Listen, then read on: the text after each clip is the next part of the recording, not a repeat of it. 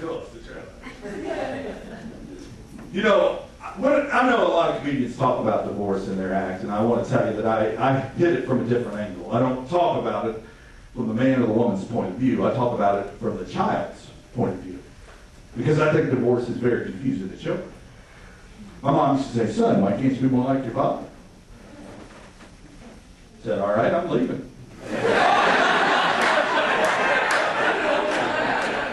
I want the dog.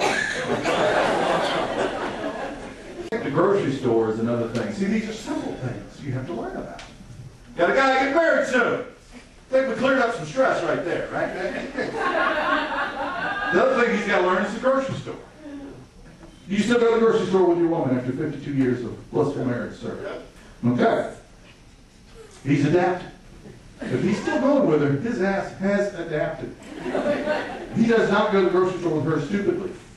Young guys make that mistake. They go to the grocery store with a woman, they go, let's see, 12-pack of beer, macaroni and cheese. All right, let's get the hell out of here.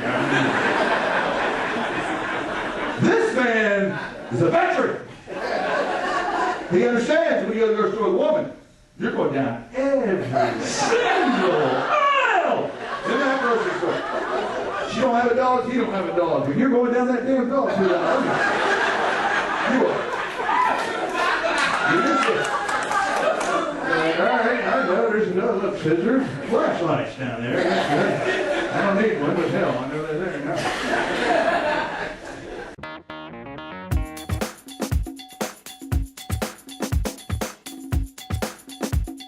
This is a little history lesson for you. If you don't know about Spam, it was invented right before World War II. What happened is our boys in uniform, every one of them got a can of Spam in their backpack when they went overseas. It's true.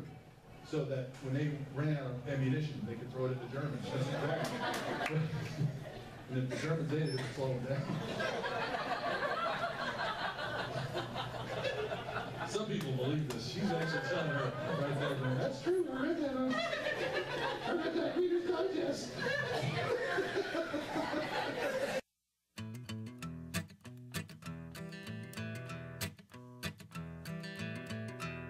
A couple of years.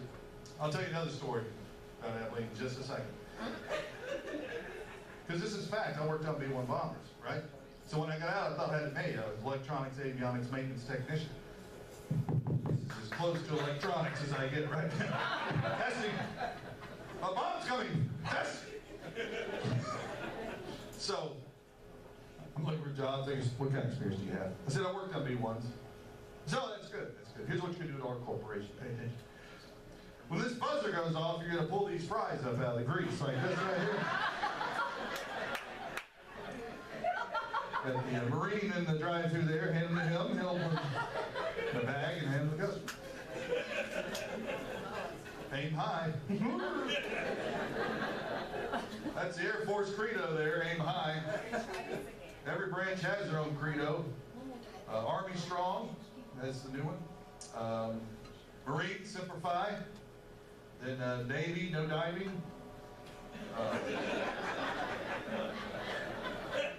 Let's see if they're paying attention.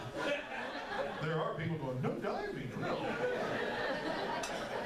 Thought it was bell-bottoms rush. Coast Guard to see you next weekend.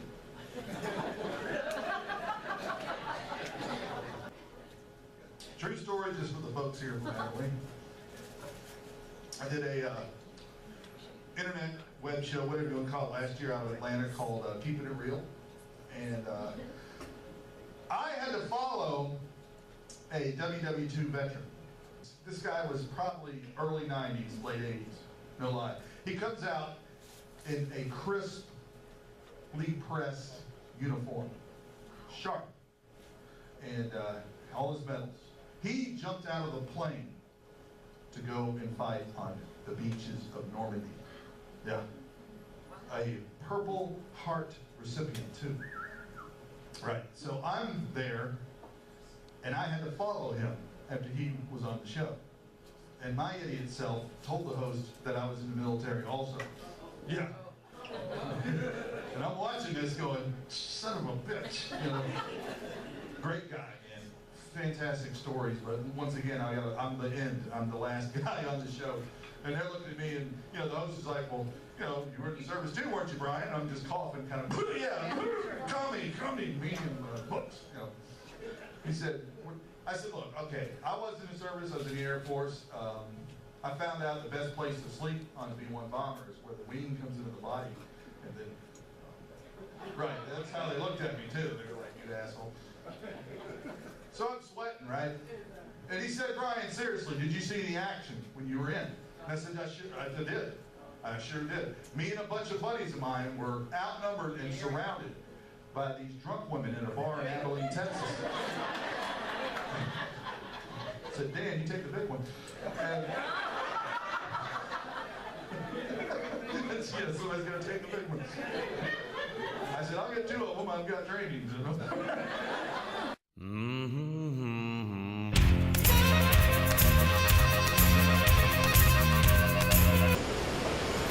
Getting ready to go out somewhere on the evening, like you guys tonight, if a man don't know how to do it, he can screw up the whole evening.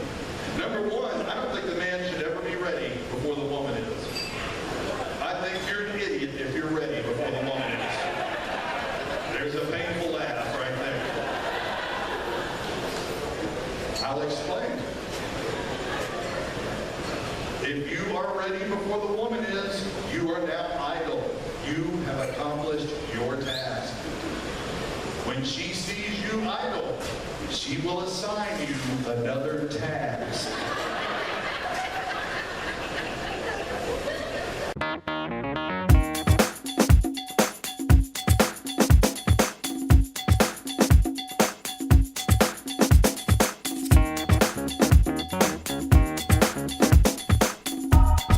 If you want it to work, it's the little things, not that, you know what I mean, day-to-day stuff. Anybody didn't get that? Am I wrong? It's day-to-day thing, because you got to adapt to it, correct? Guess what? I'm just going to let you in on a little secret. Shh. When you marry her, she's going to be there all the time.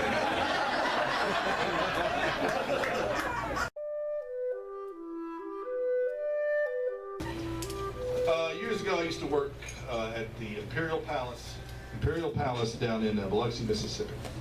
And at that time, I had an HBO special I was doing. Developed it there at the Imperial Palace. The only reason I didn't do magic anymore is because it's just the anxiety disorder and just a lot of things happened. I got too famous and it made me nervous.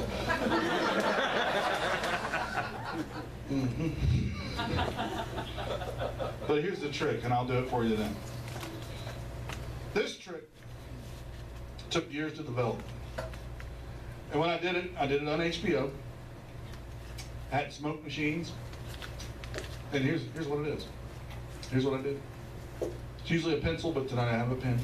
I'm going to make this pen disappear. Now I know a lot of you going, it's a pen, so what? Relax, okay? When I did this thing on HBO, I had dancing girls. I had a tiger. Had a little tiger come out. Oh, yeah, production, all the way. All to make this pen disappear. Exactly. You better watch this close, though. I mean, you know that much, but see if you can catch this. Because this is a half-hour special to make one pin disappear. That was the only trick. I didn't have a warm-up act. Well, I'm going to do it for y'all tonight. Now, I'll take my deputy. Just so you don't think I'm BSing, I'm going to take my deputy. Boy, that sucks. All right, here we go. Now, y'all got the side view, so make sure. HBO.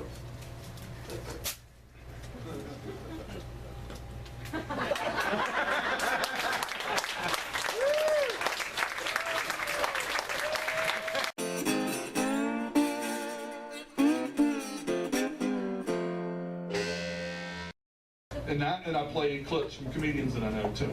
So just see me after the show. Last thing I'm going to say is, like I told you, I am a Southerner and I've grown up in the South all my life. I've learned there's two things that don't go together, and it's rednecks and karaoke.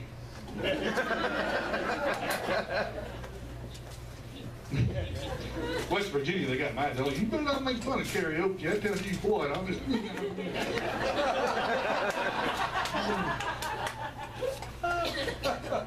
Well, settle down, settle down.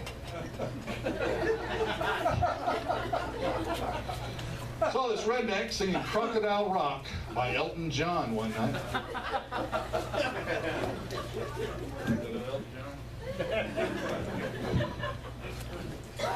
You know the part where it goes, la la la la la?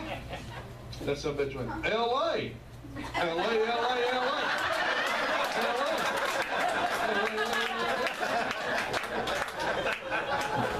You guys have been a blast. I'm Brian T Shirley. Thank you very much. Enjoy your stay. You got the hot potato, you're the right tomato. Baby, you've got the bug. You feeling kinda gooey, a little ooey-ooey. Baby, you've got the bug. When your feet start tapping and you can't stand still, you get a little warmth, then you get a little will. Oh, you can tell a fella, hell, you might as well. Baby, you've got the bug. Ooh, you got the fever every time you meet her. Baby, you've got the bug. You feeling kinda gooey, a little ooey-ooey. Baby, you've got